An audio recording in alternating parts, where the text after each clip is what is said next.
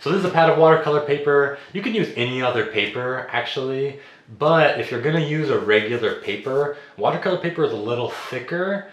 The reason for that is water obviously makes paper curl, right? So you'll see that this pad has these little corners that's keeping the paper down, it's keeping the paper in place. So what I recommend is if you don't have a watercolor pad like this one, I would recommend just taping your paper down to whatever you have. That's a way to help keep your paper from curling and doing all the stuff that it does with water. But this is a watercolor pad, which if you've been at SkyART, we have them. I'm doing a watercolor workshop today because we gave away 50 bags of art supplies on Friday, and there was one of the things that was in there was watercolor. So that's why we're doing that. The other thing is I'm actually cheating a little bit today. This is actually gouache, not watercolor. I like using gouache because it's a little bit more flexible than watercolor. With gouache, you can make your colors a little more opaque. Watercolor is a little bit harder to manage.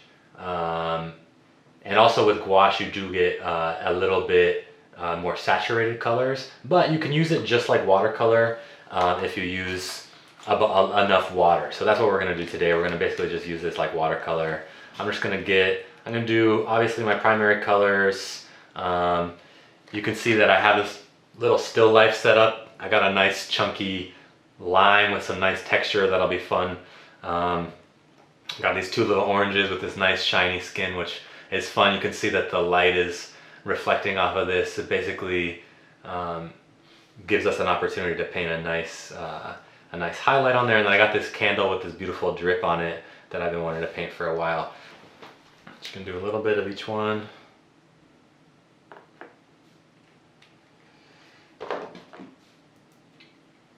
And then obviously with watercolor, you need your jar of water, which I have here.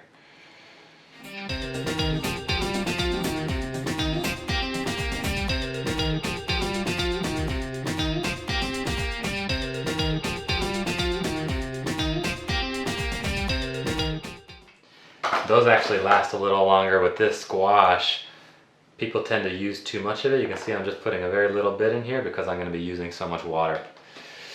So the first thing I'll do before I start my watercolor is just kind of lay out the scene here. You can always use your fingers and create a kind of composition to look at it. You want to get the bigger shapes in first, and I think the same thing with drawing as with watercolor, any kind of painting. Anytime you're working from life, you want to start with the biggest shapes and work your way down to the smallest shapes. So I'll start by just putting in this round line here. Got some nice texture, like I said. I have the smaller oranges here. I'm not going to spend too much time on the drawing because this is a watercolor workshop. But normally I would spend a good amount of time making sure that all the drawing is correct as well. But you know, I think the other thing is, especially when you're learning color, you don't have to worry too much about everything being super accurate, because it's more about the color. Putting in these little dimples that are where the stem of the orange comes.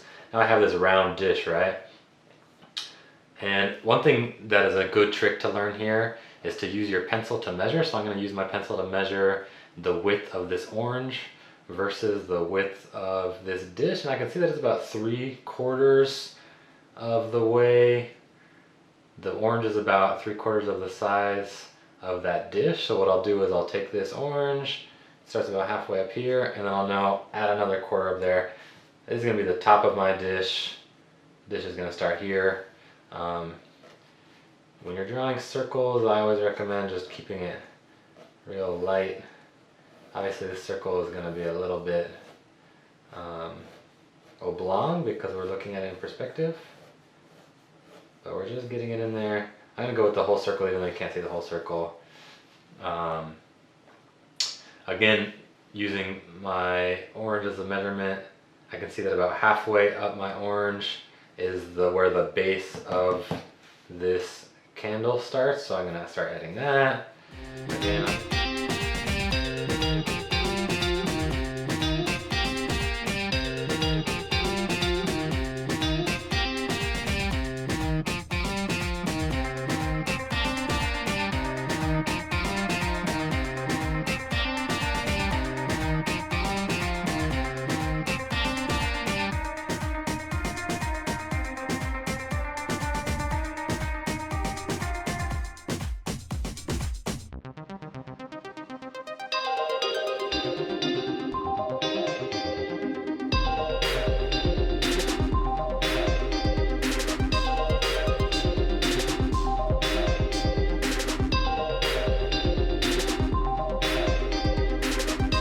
A rule that I like to follow when adding value to anything, it could be, even if you're adding value to a black and white charcoal drawing, a good rule to think about is to add your darkest and lightest values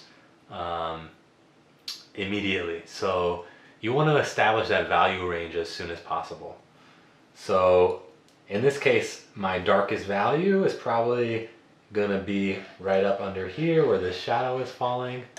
And you can see this is against a dark background anyway. So one of the first things I'm gonna do is actually put in just dark, just do a nice dark wash, right? But within the objects themselves, you know, these shadows between these fruits is quite dark. The lime itself is quite dark. This right side of the candle is quite dark. So those are the dark values right now. Now, what about the light values? Obviously, you have the highlights on the oranges. That's going to be my lightest value. A really good watercolor artist won't even use white paint because really there's no white watercolor paint. What you really want is to use the white of the page for these highlights. So what I'm going to do is I'm actually going to draw the shape of these highlights so that I don't paint them. That's a reminder myself to not paint those highlights. Same thing right here. There's a nice highlight right here. I got a nice rim right here that I don't want to paint. So those are my kind of highlights. There's a nice highlight on that, which I probably will have to paint.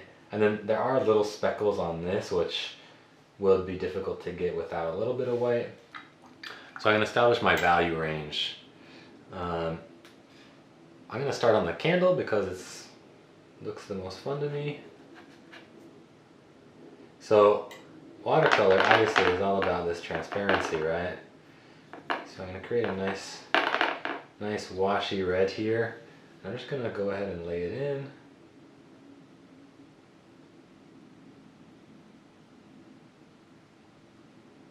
Establishing that nice edge. And I can start to add value already just by washing this out. And this is the beauty of watercolor.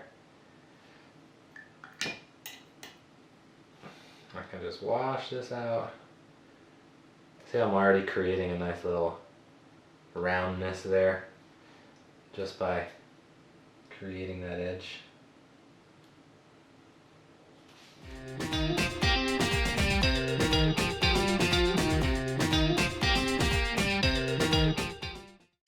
The most difficult thing to paint here is going to be this dish because it's such a strange color. It's kind of silver, a little bit gold. It's probably old copper or something. So that's what I'm going to try to do now. It's actually, I think I can use some of the green from the lime with some of the yellow to make that color. It's obviously reflective, and reflective stuff is going to be a challenge. So let's see what happens. It's a little bit, that's getting there. So this isn't the color, but I can use this color to make some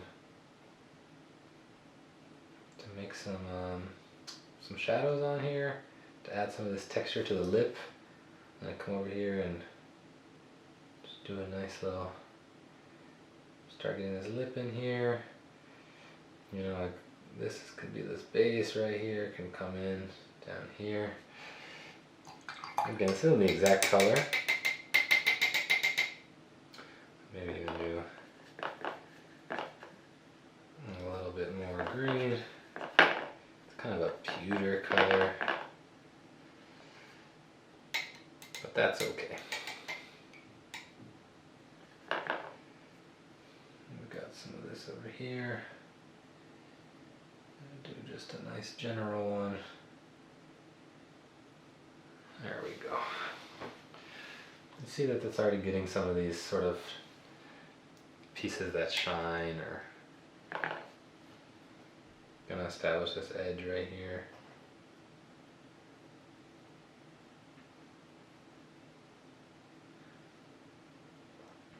And there's a nice shadow coming down, so I'm gonna get a nice, try to get some dark, get a nice dark shadow right here, which comes like this. falls across. So this is the shadow. It's right there. Beautiful. All right. Same thing up here. I got a nice shadow off of this lip.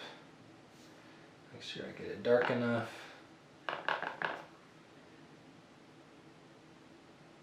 Nice shadow coming down. Beautiful.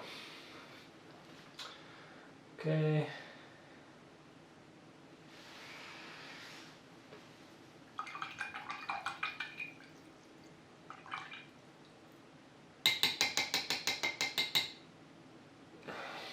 This little handle's really dark, so I'm gonna go ahead and put that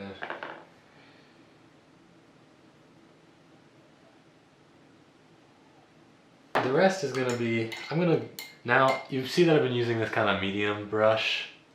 I've been using this kind of medium sized brush. I'm actually gonna move to a smaller brush now.